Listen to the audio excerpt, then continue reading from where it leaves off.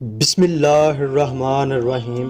شروع اللہ کے بابرکت نام سے جو بڑا مہربان نہایت رحم کرنے والا ہے۔ قوم لوط کو دنیا کی سب سے بدترین قوم کیوں کہا جاتا ہے، اور اس قوم نے ایسا کیا کام کیا تھا جو کسی اور قوم نے نہیں کیا، اور اس قوم کے مرد اپنی عورتوں کے پاس اپنی نفسانی خواہش کو پورا کرنے کے لیے کیوں نہیں جاتے تھے۔ اور یہ بھی بتایا جائے گا کہ جب حضرت لوط علیہ السلام کے ہاں فرشتے خوبصورت لڑکوں کی شکل میں آئے تو اس قوم نے ان کے ساتھ کیا برتاؤ کیا، جبکہ حضرت لوط علیہ السلام نے ان کے بدلے اپنی لڑکیوں کو بھی پیش کر دیا تھا۔ جب انہوں نے حضرت لوط علیہ السلام کی اس پیشکش کو رد کیا تو ان کا کیا انجام ہوا۔ اور اس ویڈیو کے آخر میں یہ بھی بتایا جائے گا کہ ان بستیوں کی جگہ اب کیا ہے اور وہاں بسنے والے لوگوں کا کیا کہنا ہے، اس لیے ہماری اس ویڈیو کو آخر تک ضرور دیکھیں۔ حضرت لوط علیہ السلام اللہ کے ایک نیک نبی تھے۔ آپ کے والدہ کا نام حران تھا۔ آپ کے والد حران حضرت ابراہیم علیہ السلام کے سگے بھائی تھے۔ حضرت لوط علیہ السلام کی پرورش حضرت ابراہیم علیہ السلام نے کی تھی، کیونکہ آپ کے والد آپ کو بچپن ہی میں چھوڑ کر چلے گئے تھے۔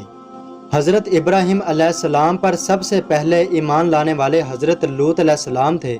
آپ کا وطن عراق کا مشہور شہر بابل تھا، جبکہ حضرت ابراہیم علیہ السلام کا وطن بھی یہی تھا۔ شام سے چند میل کے فاصلے پر سدوم اور عمورہ نامی دو بستیاں تھیں۔ ان آبادیوں کی اصلاح کے لیے اللہ تعالیٰ نے کئی نبی بھیجے تھے، اور آخر میں حضرت لوط علیہ السلام کو بھیجا گیا تھا۔ قرآن کریم میں حضرت لوط علیہ السلام کا ذکر کئی جگہوں پر آیا ہے۔ حضرت لوط علیہ السلام کی قوم میں کئی بیماریاں پیدا ہو گئی تھیں۔ وہ باہر سے آنے والے تاجروں اور سوداگروں کو عجیب و غریب طریقوں سے لوٹ لیا کرتے تھے۔ ایک تو اس قوم کی یہ حالت تھی، دوسرا اس قوم نے ایک اور خبیث فعل ایجاد کیا، اور اس کام سے اس وقت دنیا کا کوئی انسان واقف نہیں تھا کہ وہ اپنی نفسانی خواہش عورتوں کی بجائے لڑکوں سے پوری کرتے تھے، اور اس فعل کو ان لوگوں نے اپنا مشغلہ بنا لیا تھا۔ یعنی اہل سدوم ظلم و ستم، فحاشی اور بے حیائی میں مبتلا ہو گئے تھے۔ ایک مرتبہ اردن میں سخت قحط پڑ گیا۔ اہل سدوم کے باغات سڑک کے کنارے تھے۔ جب آس پاس کے لوگ وہاں سے گزرتے تو پھل توڑ لیتے تھے۔ جب اہل سدوم نے ساری صورتحال کو دیکھا تو انہوں نے خیال کیا کہ اگر لوگ اسی طرح پھل توڑتے رہے تو ہمارے تو باغ ختم ہو جائیں گے۔ انہوں نے سوچا کہ اس کی کوئی تدبیر کرنی چاہیے، اس لیے انہوں نے مشورہ کیا کہ جو شخص پھل توڑنے آئے اس سے یہ فعل زبردستی کیا جائے، یعنی اس سے نفسانی خواہش زبردستی پوری کی جائے۔ اس فیصلے کے بعد یہ لوگ شہر کے ناکوں پر بیٹھے رہتے، اور جو مسافر پھل توڑتا تو اسے پکڑ کر اپنی ہوش کا نشانہ بنا لیتے تھے۔ شروع میں تو یہ حرکت انہوں نے پھل توڑنے والے مسافروں سے کی، لیکن اس کے بعد وہ اس گھناؤنے کام کے عادی ہو گئے۔ پھر وہ اس کام میں اس حد تک بڑھے کہ وہ اپنی عورتوں سے بے تعلق ہو گئے۔ سدوم کی بستی اردن اور بیت المقدس کے درمیان واقع تھی، جو کہ 5 بڑے شہروں کا مرکز تھا۔ اس لیے یہاں کے لوگ عیش و عشرت میں پڑ کر اللہ کو بھول بیٹھے تھے، طرح طرح کی جسمانی اور روحانی بیماریوں میں گر گئے تھے۔ ان کے تمام بیماریوں کا علاج کرنے اور انہیں راہ راست پر لانے کے لیے اللہ تعالیٰ نے حضرت لوط علیہ السلام کو بھیجا تھا۔ اللہ تعالیٰ فرماتے ہیں، اور ہم نے لوط کو بھیجا جبکہ اس نے اپنی قوم سے کہا کہ تم لوگ بے حیائی کے کام کرتے ہو۔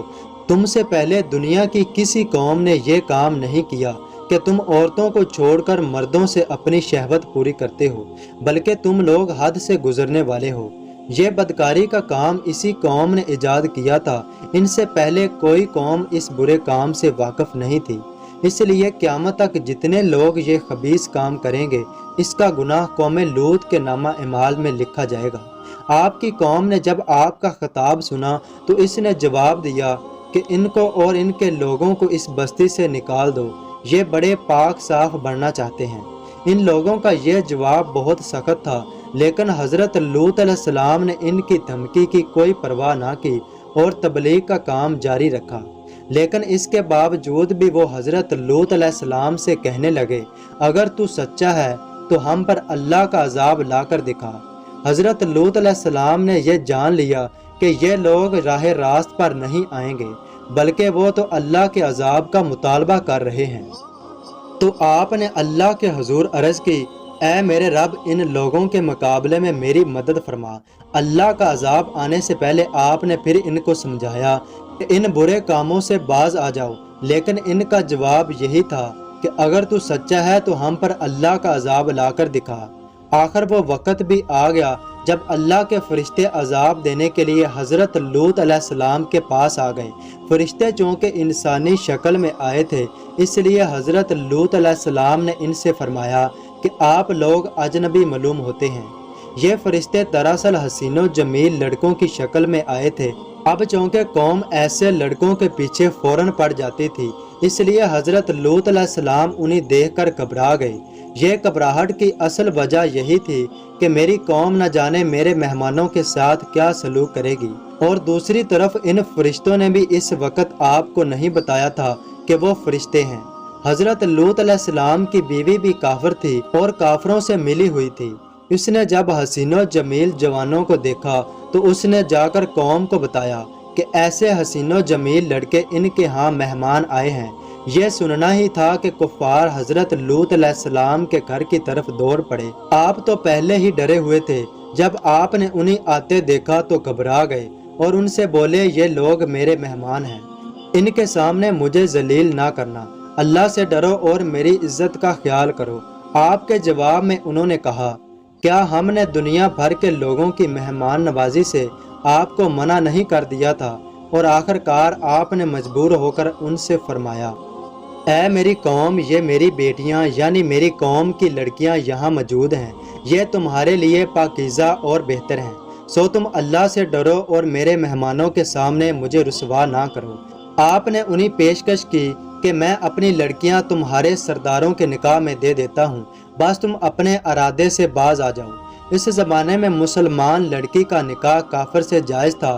ہمارے پیارے نبی پاک صلی اللہ علیہ وآلہ وسلم نے بھی اپنی 2 بیٹیاں نکاح میں دی تھیں، لیکن بعد میں مسلمان عورت کا نکاح کافر مرد سے حرام قرار دے دیا گیا۔ لیکن ان کافروں نے حضرت لوط علیہ السلام کی پیشکش قبول نہ کی اور بولے تو جانتا ہے کہ لڑکیوں سے ہمیں کوئی رغبت نہیں، جو ہم چاہتے ہیں تو اس سے بخوبی جانتا ہے۔ ان کا جواب سن کر حضرت لوط علیہ السلام نے دروازہ بند کر لیا۔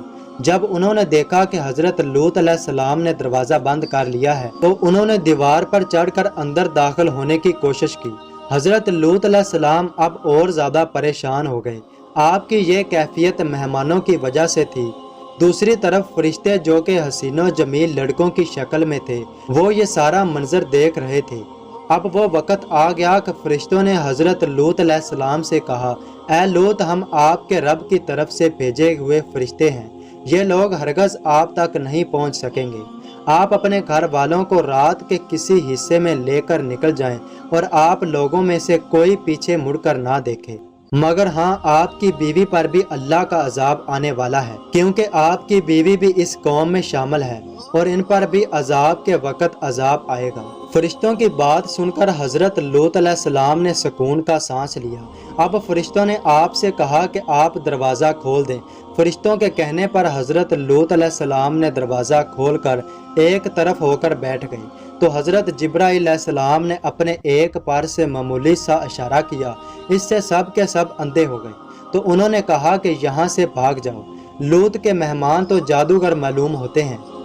ادھر حضرت لوط علیہ السلام نے اپنے ساتھیوں سے فرمایا کہ تم لوگ میرے ساتھ چلو اور خبردار پیچھے مڑ کر نہ دیکھنا۔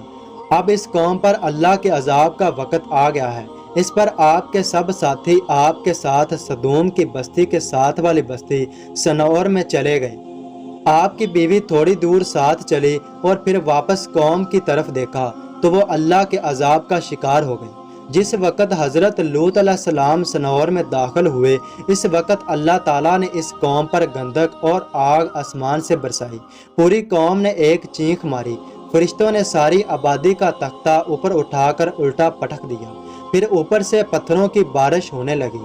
پتھروں کی اس بارش نے ان کا نام و نشان مٹا دیا۔